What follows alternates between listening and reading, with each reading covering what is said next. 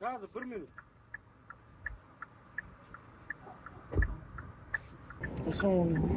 Aleyküm selam.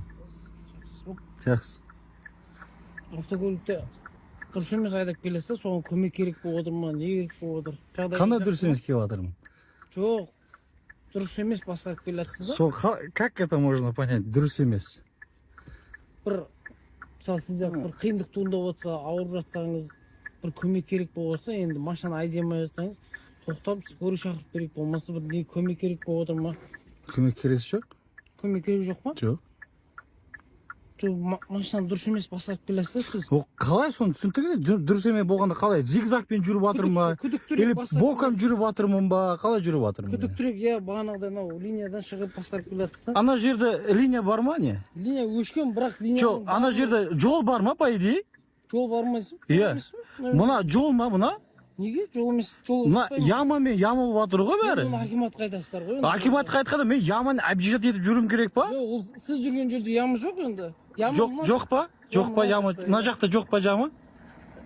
Яманың бәрі жамалған ғой. Жамалмаған. Мен машинам ямамен жүрмейді, специально объезжать етіп жүрмін мен. Жаңа машина. Қалай айдасам солай айдаймын. Нарушение жоқ боп айдасам болды емес пе, самое главное?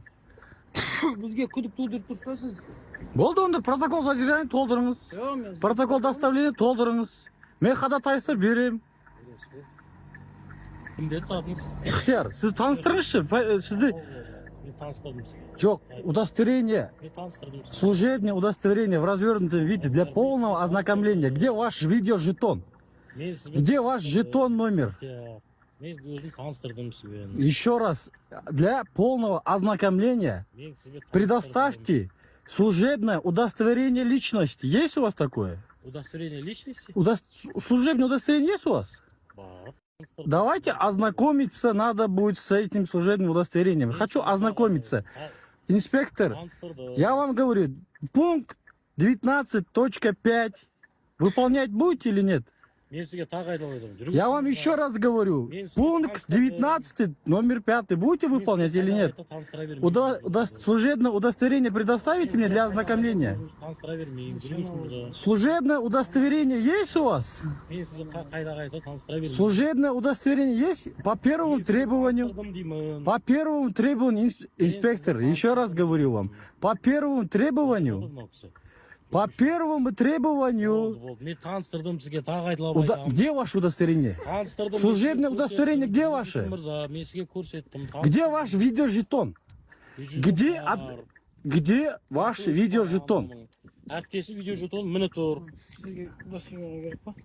Әкеліңіз, станция. Жоқ, ойға көрсетпеймін, мен сізге өзіңізге көрсетем. Жаңыз. Жоқ, өзіңізге көрсетем. Подождите. Ваша служба гласная, правильно? Прозрачная. Что вам есть скрывать, что? Давайте. Мен әлеуметтік желіге кейін салатын болсам. Давайте я прочту. Вот так вот, подождите. Так, старший лейтенант полиции Төлебергенов Айдос Хайратулы. Участковый инспектор.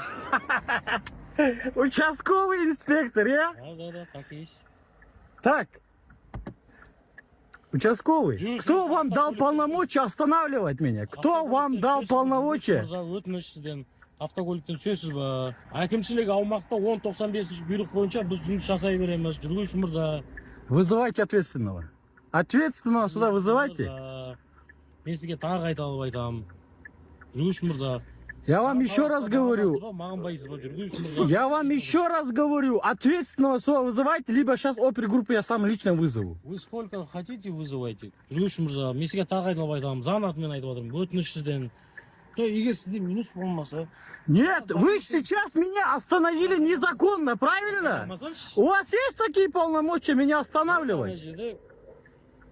Нет, подождите, вы участковый инспектор, да? Бар құқығымыз. Все, протокол заполняйте, давайте, протокол буду. Жеке басыңызды анықтайық енді.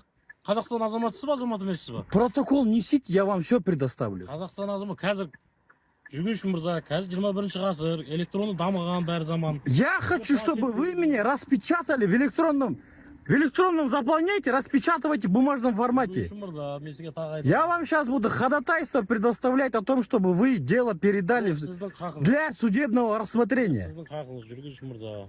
Рассмотрения. Сіздің хақыңыз, жүргізуші мырза. Сейчас каким производством будем заниматься? Какой протокол будете заполнять? Анықтай, Қазақстан азаматсыз ба? Какой протокол будем заполнять? Я вам еще раз говорю, протокол будем заполнять? Дауыс көтермеңіз маған. Протокол будем заполнять или нет? Жай тоныңыз басып сөйлеңіз, жарай ма?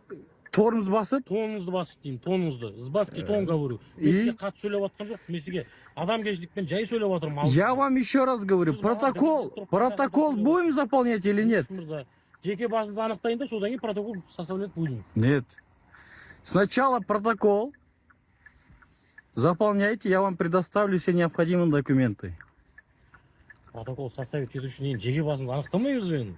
Құрметті жүргізуші мырза. Вы мне скажите, по какой статье хотите мне сейчас протокол заполнить? Статья, часть. Нет. Қоймай деген. Ол кісілер қалай анықтаймыз енді жеке басыңыз? Қазақстан азамат деген солай. Вы не имеете права останавливать меня, во-первых. Во-вторых, где ваш видеожетон? Мен видеожетон қуаты өшіп қалған әріптесім видеожетон құрмыны. Не рабочий, да? Алло. Вот рабочий он мигает. Так, вызывайте ответственность. Старший кто у вас там? Жүргізуші мырза, мен сізге тағы айтып отырмын. Уважаемый водитель. Что? Гражданин Казахстана вы, да? Как мы не доверимся, а? Вот номер машины. Пробивайте. Я не имею пробивать машину номер. Это незаконно. Незаконно? Останавливать законно? Мы вас по закону остановили. Ну, Уважаемый водитель, по закону остановили. ну давайте по закону тогда дальше пробивайте, вычисляйте, выявляйте. Пробивайте. Вы сейчас меня остановили. Нам удостоверение. Вы мне сейчас... Вы должны нам предоставить... Я ничего не должен, никому ничего не должен. Вы же говорите, гражданин Казахстана. Я никому ничего не должен. С какой стати я кому-то что-то должен? А? А мы как вас определим, что вы С гражданин какой Казахстана? стати вы должны меня определять? Кто вам дал полномочия меня определять? Вы что, будете Вы выискивать? нарушили, мы из-за этого вас остановили. Что за нарушение у меня? Какой пункт я нарушил? Какой пункт ПДД я нарушил? А? Нет, я у вас спрашиваю. Вы сказали, что у меня есть правонарушение. Какой пункт я нарушил? Не надо мне ничего объяснять. Вы сказали, что у меня есть правонарушение. Какой пункт? Конкретно мне статью, часть какой?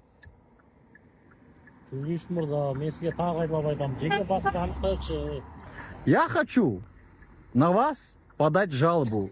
Ваша фамилия, имя, отчество. Ваша фамилия, имя, отчество. Инспектор. Старший лейтенант. Вы старший, да? Или он старший? Скажите мне вот... Скажите, я хочу сейчас заявление на него подать. Будете принимать? С какой стати не имеете права? Я хочу на него жалобу подать. За то, что он сейчас нарушает, ущемляет мои права. Он сейчас меня остановил незаконно. При этом незаконно, без того, не имея прав, сейчас он у меня требует документы, какие-то действия с меня хочет. Поэтому я хочу на него жалобу подать. Будете принимать? Старший лейтенант.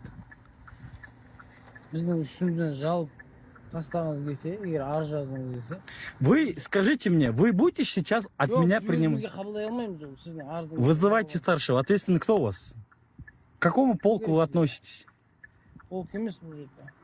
Что у вас? Вот куда мне написать жалобу? Какой? А куда вы относитесь? К какому полку вы относитесь? Кто у вас старший? УВД, РУВД, кто? Куда нам надо написать жалобу? А?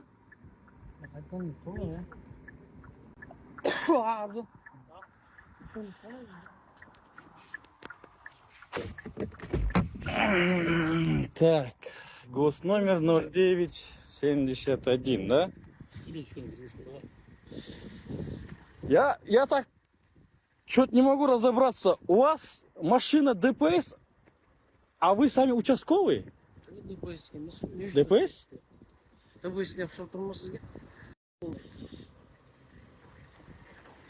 Есіңіз кім сіздің? Инспектор, Жоқ, атыңыз кім сіздің? служебное удостоверение предоставите? Я вам еще раз говорю, сейчас көрсетпейсіз ба? Фамилия, имя, отчество? Фамилия, имя, отчество? Как? Хорошо. Устно фамилия, имя, отчество? Айтасыз ба, айтпайсыз ба? Сіз көрсеттім, жаттап алатын. Я вам еще раз говорю. На камеру. Фамилия, имя, отчество. Жүргізуші мырза. Протокол задержания будем заполнять? Правонарушение есть у меня? Правонарушение есть у меня? Қалай жеке басын анықтаймыз? Вопрос конкретно задаю. Правонарушение есть у меня? Сізді тоқтатып себебіміз, бағана түсіндіріп айттым ғой сізге. Ага, қандай себеп? Автокөлікті бағанағыдай қолайсыз басқарып келатсыз. Бізге күдік тудырды. Сіздің іс-әрекетіңіз ше. Сол бойынша сізді тоқтаттық. Егер де бір қандай да проблема болса, көмек керек болса, біз сізге көмектесейік. Проблема жоқ, көмек жоқ. Дальше что? Жоқ, үйтіп сөйлемейсіз, біз сізге көмек ретінде тоқтаттық. Как үйтіп сөйлемей? Қалай сөйлеп отырмын мен? Правонарушение есть? Я спрашиваю еще раз у вас. Какой пункт я нарушил? Инспектор. Участковый. Анықтамаймыз. Только протокол толтырған кезде анықтаймыз. Толтырады да протокол. Толтырыңыз. Толтырыңыз давай. Толтырыңыз. Жеке басын қалай анықтаймыз?